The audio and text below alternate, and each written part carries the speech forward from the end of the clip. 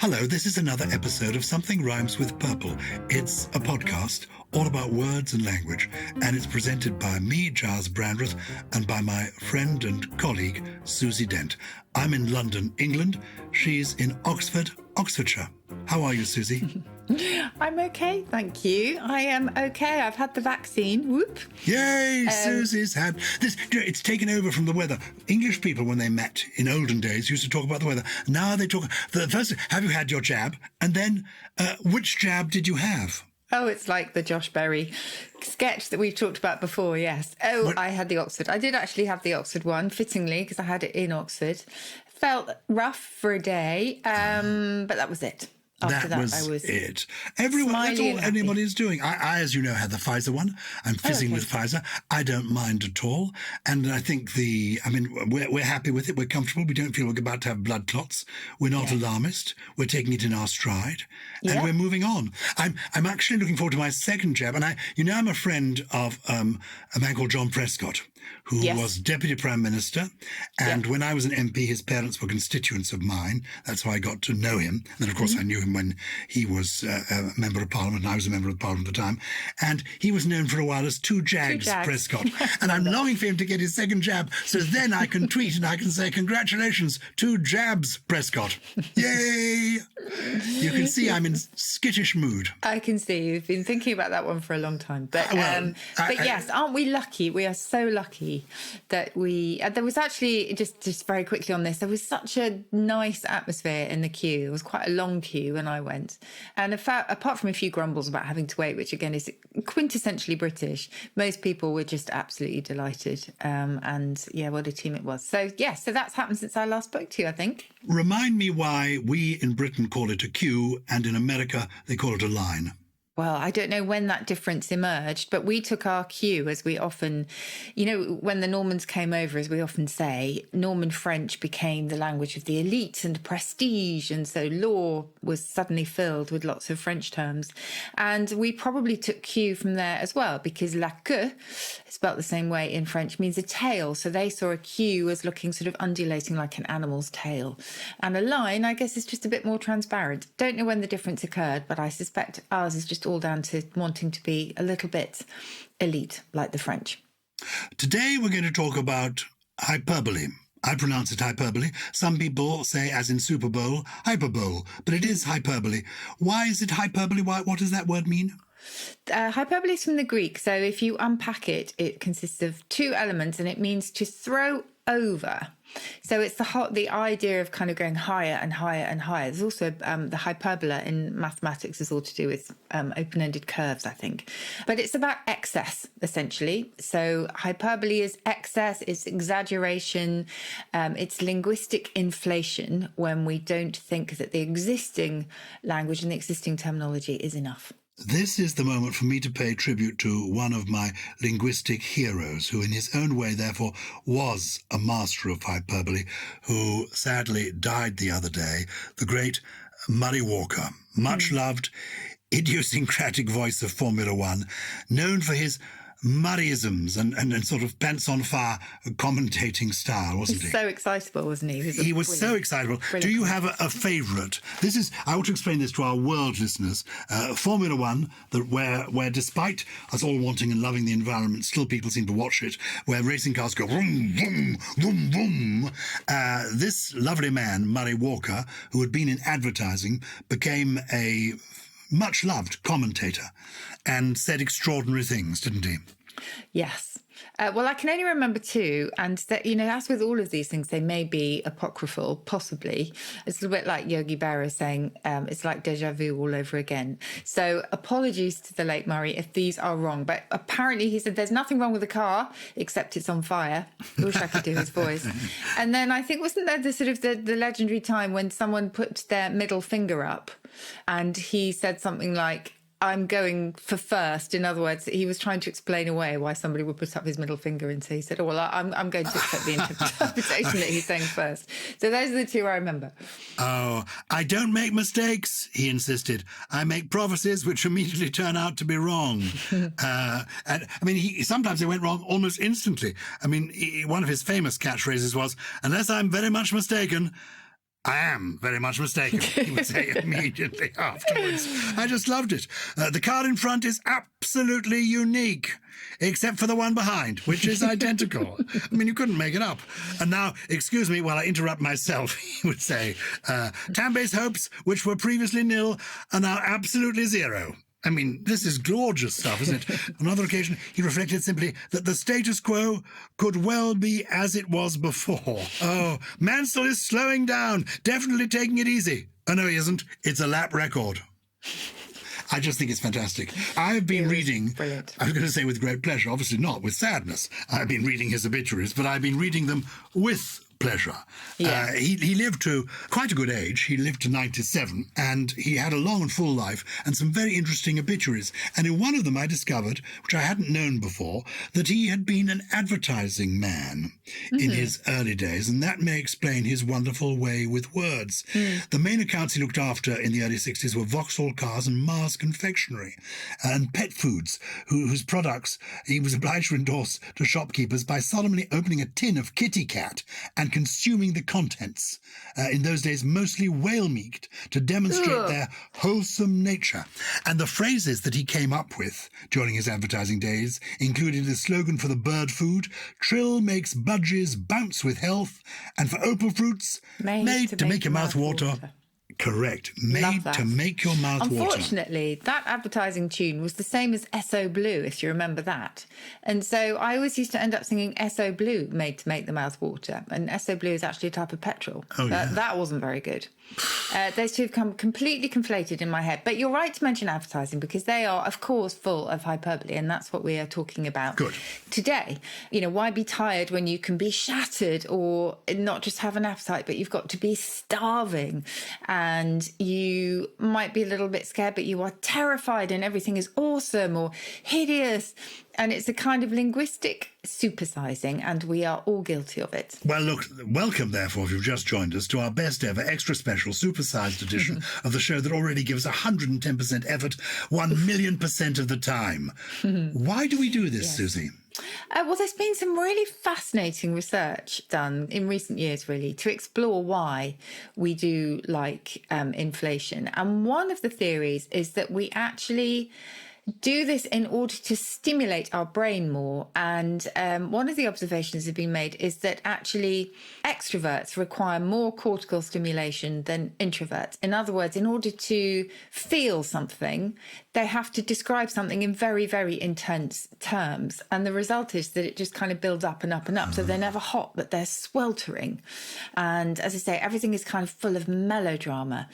And that apparently is because you need more linguistic bang for your buck if you are an extrovert, which is fascinating. But I think we are also all guilty of it, because I don't know if you've heard of the very famous linguist Steven Pinker. Yes. He describes something called the euphemism treadmill, whereby one euphemism for something kind of gets itself to be perhaps either too direct, so we create another euphemism, or the euphemism gets tired and so we create another one, and it's just one continuous thing. And that's exactly like hyperbole, because now, you know, if we've been describing fairly sad things as tragic for a long time, but when something truly tragic comes along, you need that truly, or you need that, you know, that intensifier, because tragic isn't enough. The same with heroes. Heroes had to become superheroes because a hero wasn't enough by itself.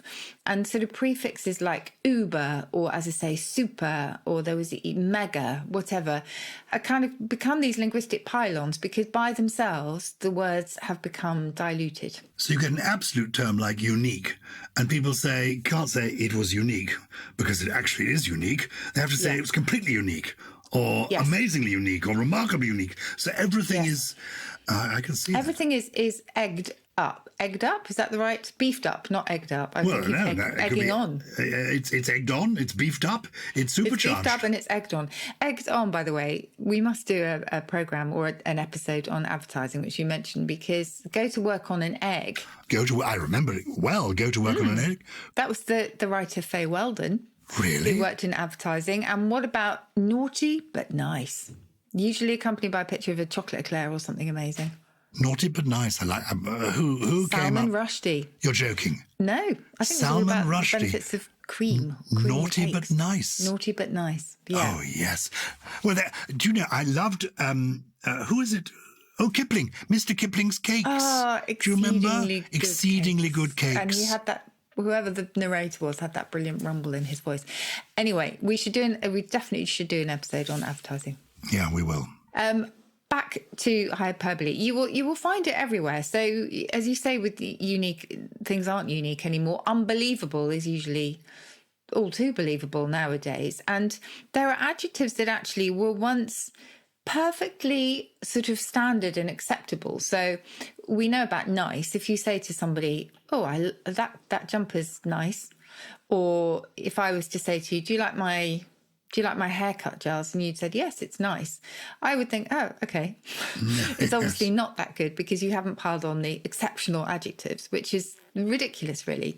But nice is the same. Interesting as another. You might say, "Oh, that's interesting." Average, we use average and mediocre now to mean really sort of middle of the road, boring, bland things. Where actually mediocre meant halfway up the mountain. So you were kind of halfway up, and that was a good thing. So you were on your way up to the summit. And average began in trading terms when it was all about the liability share between a ship and its cargo in transportation. And it simply meant things that were sort of evened out. But again, if something is average, it's run of the mill and probably not seen as being particularly exciting. So all of these have kind of lost their power. And because of that, we need to up the game. And there's no way we can undo this. I mean, I was reading the newspaper the weekend and glanced at a very dull column about gardening, and it really was rather dull, but I hadn't seen it in the paper before, and I looked at the headline, and the paper was introducing us to this glorious new column where our brilliant writer, and was nothing glorious or brilliant about it, but those are the go-to words. Yes, of course, and the danger, of course, is that nothing means very much anymore because we've kind of exhausted ourselves. And so what happens then is not only do you reach for these intensifying adjectives, but tautology becomes quite common as well. So if you look at or listen to sports commentary, there's not just grit, it now has to be grit and determination, and there's no strength without stamina. And I don't know if you remember when in 2018, Donald Trump, then president, was talking about the UK and the US's so-called special relationship. Special relationship has become the label, hasn't it, for our relationship with the US? And he simply ran out of superlatives. So he just called them the highest level of special because he didn't really know where to go with it. So sometimes we just come up short because we've just exhausted ourselves and our language, and it's everywhere. And I think, as I say, I use it all the time too. You know, I definitely don't excuse myself from this. Weather forecasts also are quite full of melodrama. So you'll have wonderful new phrases like thunder snow or a Frankenstorm, weather bombs, and in fact, winds, talking about bombs, winds are often bombarding. So everything has to pack a punch. You cannot now have a middle of the road. As I say, middle of the road was a perfectly respectable place to be. You can't have that anymore. Does it work with numbers? Do people now talk about, I mean, I said earlier, 110%. Does actually people do that, do they, with numbers? I don't know. 110% is the best example I can think of. But I suppose you say million zillion, I love you, not just once, but humongous. Yes, yeah. You're right. We kind of resort to those sort of vague, supersized adjectives, don't we? And you ask about whether or not we will ever go back. I think at some point we probably will have to.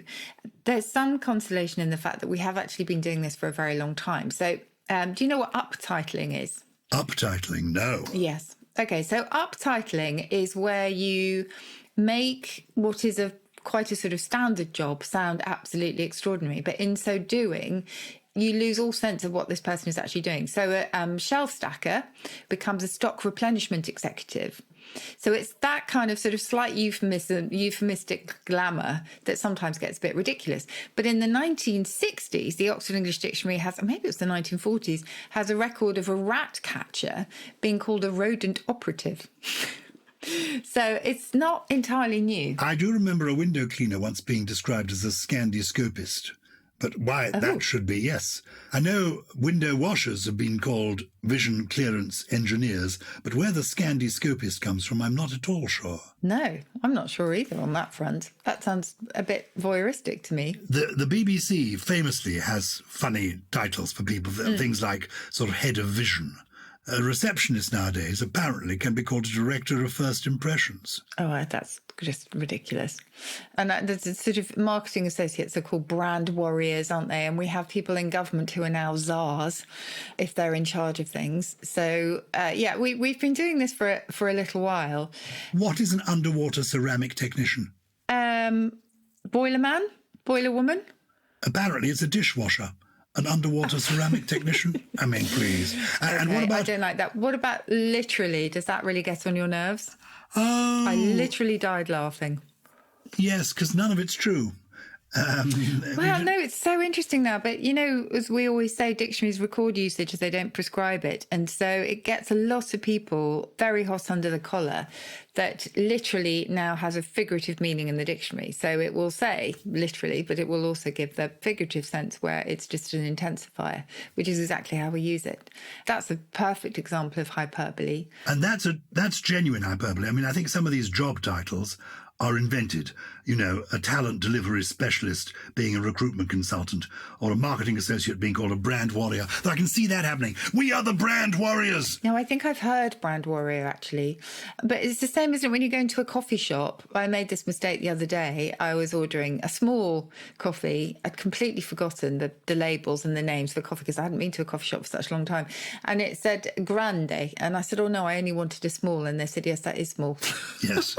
Isn't that ridiculous? So, it is slightly stupid. What is it? If that's a small, if grande is small, what's a medium? What's a large? I actually genuinely can't remember. Oh yeah, it's quite odd actually. It's venti, isn't there? And the one that seems large sounds a bit small. One is called tall, wasn't it? What's the tall one called? Yeah, I think it depends which chain you go to. Oh. I think tall is small. I think tall is the smallest that you can get at one particular chain. It's crazy and it's very difficult to unpick. Actually, one place yes. where there's a kind of the opposite of supersizing is in clothes and clothes sizes, because what used to be an 8 when I was a teenager would now be a 6. Ooh. And it's all to do with kind of, for some reason, making you feel better and feel smaller, which again is a bit ridiculous. So that's the kind of move in the opposite direction. I tend to go for the ones that say extra small, small, medium and large, and then I know where I am. Yeah, and I do everything online also. We do. I'm afraid we do now. I'm getting quite nervous about going back into a shop. Are you? Yeah. I'm actually getting a bit nervous about going, and it seems ridiculous, doesn't it? I think I'm getting a bit sort of social phobic. You are not alone, Gyles. I think so many of us are going to feel that.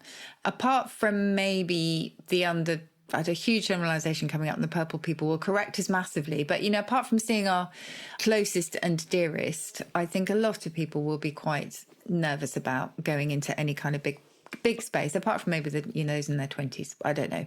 I might be wrong. I know the students are itching to get back to their parties. So what is our bottom line on hyperbole? Are we in favour of it? Are we simply recognising it? Do we want to encourage people to use... I think we do want to encourage people to use the language more imaginatively. So it's a little bit of a cop-out simply to fall back on super duper. Yeah, it's true, isn't it? I think we haven't quite got rid of the understatement that is supposed to be so British. There are phrases that work in the opposite direction. So I might say to you, that's not bad. And actually, that's not bad is saying that's really good. That's called litotes. Oh, litotes. Why is it called litotes? It's kind of like, it's sort of underplaying something for effect. So actually you are achieving the opposite. Oh. It's a kind of little bit of downshifting, if you like. There's one other area that I must mention. In fact, maybe we have mentioned this. We did a beauty and makeup episode, didn't we, I think, when I talked about the names that were given to makeup bits and bobs, which are actually ridiculous and so sexualized. I mean, it's a slightly different subject, but again, it's all about sort of bigging something up. So I don't know, a blusher will be called a glow job, and it gets orgasm. There's another one. There's loads of ones like these. That's another area when we go shopping, whether it's makeup or whether it's chocolates that are not just covered in whatever, they're now enrobed and lovingly dusted with cocoa, and truffles are hand dipped and eggs are farm fresh and all of that stuff. I was reading a survey about chocolate and sex, since you mentioned both in the last sentence. And it was interesting that people were divided 50-50 on which they preferred in life, chocolate or sex. My wife said the only difference from her point of view was that the advantage of sex was that it used up calories. The disadvantage of chocolate was that you gained calories. But on a sort of, on every other basis, probably chocolate is to be preferred. I think a lot of people are probably with you on that one. Yeah. Moving swiftly on, but only on to underpants. When we had our punctuation episodes, I'm dipping right back into the back catalogue here, we talked a lot about exclamation marks, which are kind of key to hyperbole because, you know, when we haven't got the words to add bombast, we kind of add a bit of gusto with our punctuation marks. School kids are being urged to reduce their habit. And, you know, sometimes you can seem, as Terry Pratchett would say, sort of a little bit psychotic if you use so many exclamation marks. And do you remember he said all those exclamation marks, 5, a sure sign of someone who wears his underpants on his head. So that was his view of deliberate, dramatic over-egging the pudding. Over-egging the pudding, that was the metaphor I was looking for. That's good. Not egging someone on. I like over-egging the pudding. Isn't it interesting how phrases come into the language? You know, it doesn't take much to be a legend these days. No. Somebody says, the slide, I was on local radio the other day and I said something quite banal and the fellow said, oh God, you're legend. You're legend. Yes. I mean, honestly. Or it's the same with awesome. And every agreement is a landmark one. And, you know, somebody, you might say something a little bit clever and they'll say, oh, that's genius, which of course it's anything but. And you're a star if you get someone a coffee. It's all of those. So actually, you know, when someone is a real star or a real legend or a real hero, as I said before, it's where do we go? You know, it's a dangerous path that we are following. But I guess there is so much white noise around, whether it's from social media, whether it's, you know, just noise, cacophony in our lives, that we have to be heard. And in order to be heard, you need to pile it on. So I think possibly that's where the impulse is coming from. And when we're being heard, we're giving now not just the truth, we're giving our truth. I mean, it's rather like unique. Either there's something's unique or it isn't. Either something's true or it isn't. The phrase has gained currency because I think it is a phrase that was either used by Meghan during the interview with Oprah Winfrey or certainly around it of I want to speak my truth. And I suppose what people mean is the truth from my point of view, from their point of view. And of course, indeed, as the Queen observed in the Buckingham Palace statement, recollections may vary. Recollections may vary. So I suppose truths may vary. So what one is offering is my truth. But it feels... I don't think we're going quite as far as Trump's alternative facts. Clearly. What was that? What did he offer? He offered something that was clearly untrue. And he said, no, that's not untrue. It's an alternative. I think it was his spokesperson. It was when there was this ridiculous argument over how many people came to his inauguration as opposed to Obama's. And so he gave one number and the press gave a very different, much lower one. And his spokesperson said, well, we have alternative facts. But I can see a little bit more clearly that my truth might be, as you say, something that seems true from my perspective and is how I felt, whether or not it's the kind of empirical truth that everyone else took on. But it's a difficult one. I mean, the whole area of fake news has dominated us really for the last 3 or 4 years, but then George Orwell predicted this too. And hyperbole is all part of that, isn't it? Because the more we build something up, the more we lose sight of the original, really. Speaking of losing sight, people can catch sight of us because, you know, later this week, we're doing our live version of Something Else. It's on Thursday. And I think it's at 7:30 in London time, different times around the world. It's virtual. That's a bizarre expression, isn't it? It's virtual, but it's real. I mean, virtual implies that we'll be there as kind of puppets or... avatars. Avatars. But what's the origin of avatar as a word? Avatar actually is really interesting. It is, I think it's Sanskrit. It's got a very sacred origin. So in Hinduism, it's a manifestation of a deity or released soul in bodily form on earth. From there, obviously, much, much later, it moved to mean an icon or a figure representing you in a video game, etc. But it's from Sanskrit originally. We won't be avatars. We will be real people live. We're going to have a blast. And people contribute and ask us questions? Yes, and things? we've got a Q&A so they can ask us questions. So as many people that we can, as many of the purple people that we can have, because we've talked before about the fantastic evening that we had in London, in Islington, where we were so humbled, weren't we? I think we still feel quite emotional about that evening because the purple people really meant something that night, because you could really see that there's a community of people who are as word nerdy and passionate as we are. So it was great. So hopefully some of those will be coming as well. Look, if you want to get involved, just follow the link that's in the programme description for today, and that will take you straight through, and you can book your tickets and you can be with us this Thursday evening. And if it's after Thursday and you missed it when you're listening to this, well, you did miss a classic, an absolute classic, says he with foresight. But don't worry, there's a complete library of more than 100 episodes that you can catch up at a later date. Look, as Murray Walker would say, with half the race gone, there's half the race still to go. Let's take a break.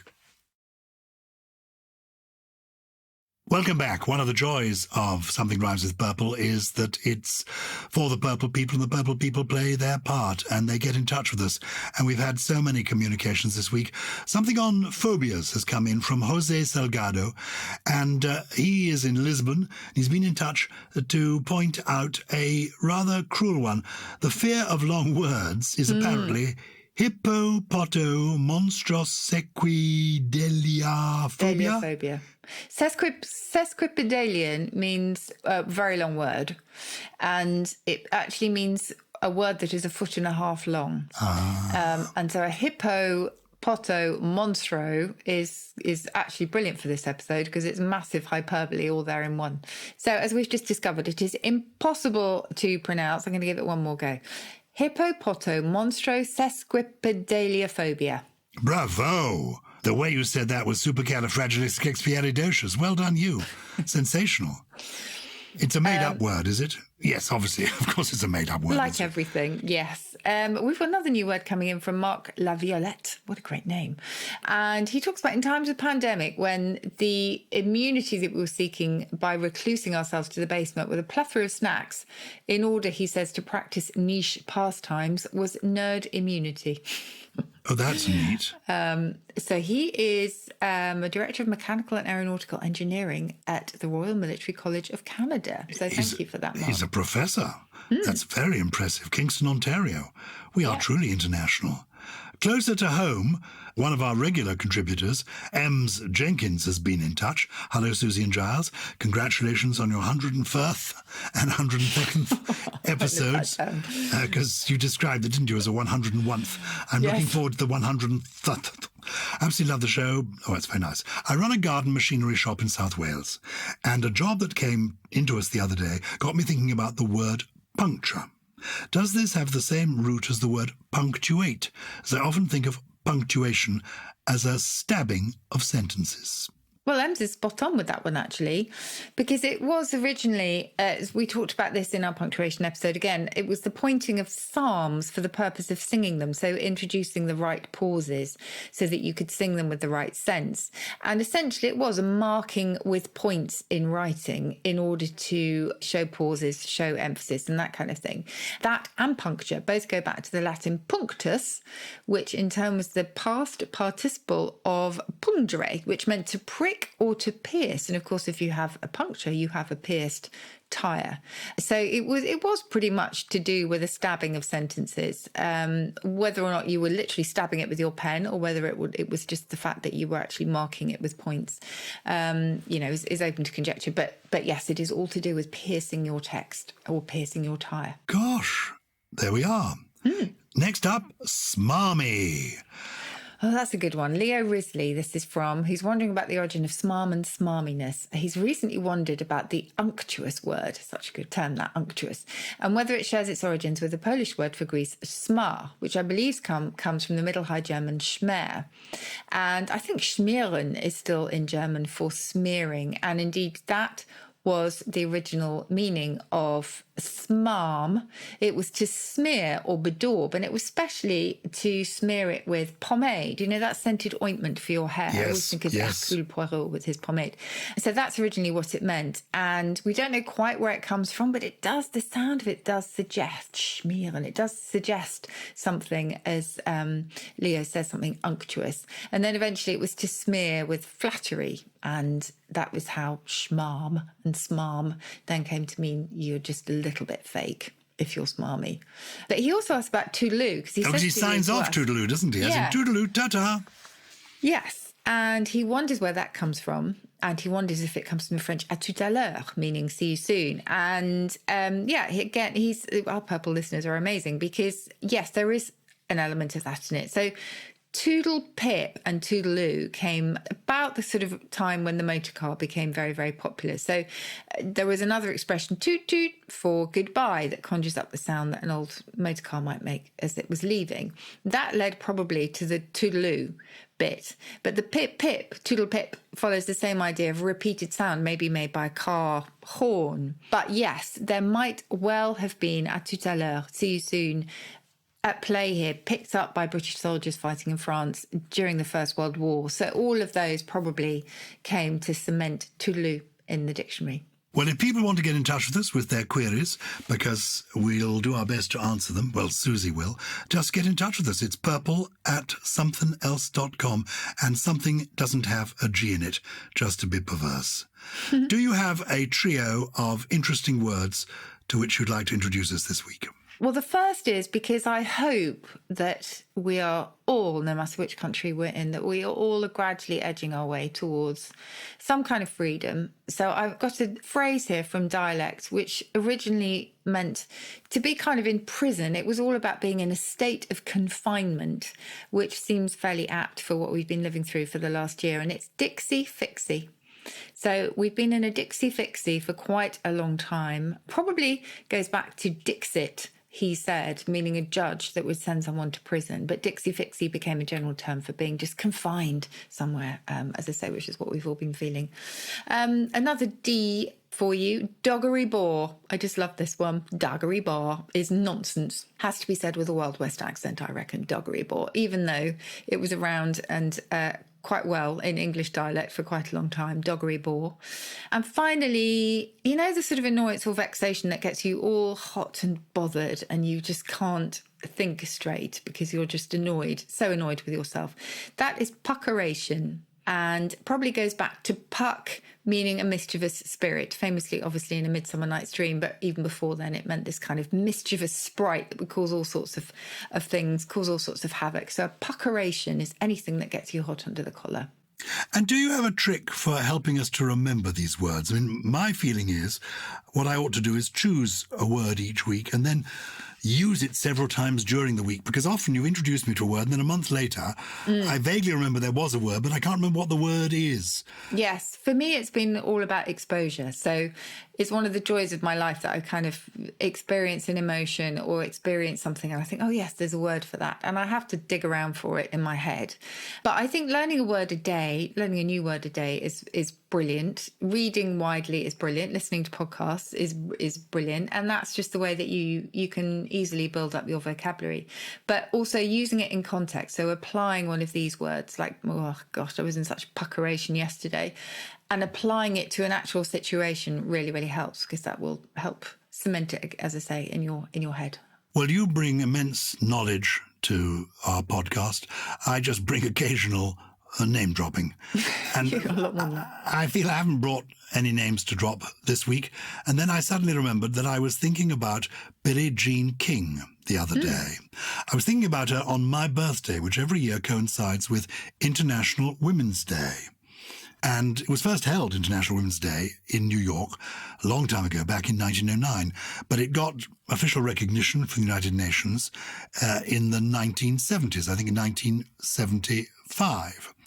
And I was thinking about it on the day itself because one of the most impressive women I have met is Billie Jean King, the great tennis player, and she introduced me to a most amusing poem. You may remember that she challenged a rather arrogant former tennis champion called Bobby Riggs. Or maybe he challenged her to play tennis because he didn't believe that a woman could beat a man at tennis. And a movie was made of this. Anyway, there was this famous match, Bobby Riggs versus Billie Jean King, back in 1973, and a poem was written about it by Liz Brownlee. And this is my short poem for this week. Bobby Riggs, tennis champ, said a woman couldn't beat a man. Billie Jean King, tennis champ, in 3 straight sets, showed a woman can. Excellent. I like that. And don't be too worried about your name dropping, because I think we got Harry and Meghan. Oh, yes, we did. But the Billie Jean King was a proper encounter. We were just mentioning Meghan and Harry. Well, we weren't, because we've given them up for Lent. So we didn't. Well, speak for yourself. But you know, what I can't wait for the end of Lent, because I love a hot cross bun. Aren't they good? They are good. I know. And I know it's not good. I know I shouldn't be recommending this. Slightly over toasted. So it's a little bit burnt with real butter. You can get now, talking about hyperbole of food, I have no idea how this is described on the packet, but you can get luxury hot cross buns that are kind of made with marmalade. Oh, they're so good. But that, I would call that gilding the lily, if I may say so. That's overdoing it. You don't need... Keep your marmalade off. It's like people say, put Marmite underneath on your toast before you put on the baked beans on top. No. Keep You haven't it tried simple. this yet, Gyles. I'm gonna send you one. Oh, you're right. I haven't tried it. It is extremely good, and I hope that we've been all right and sort of good, even without the marmalade, for you today. Thank you so much for listening. Something Rhymes with Purple is a Something Else production, produced by Lawrence Bassett, with production from Harriet Wells, Steve Ackerman, Ella McLeod, Jay Beale, and the man for whom no superlatives would suffice, really, don't you reckon, Gyles? Oh, he's a Dixie fit himself. It's Gully.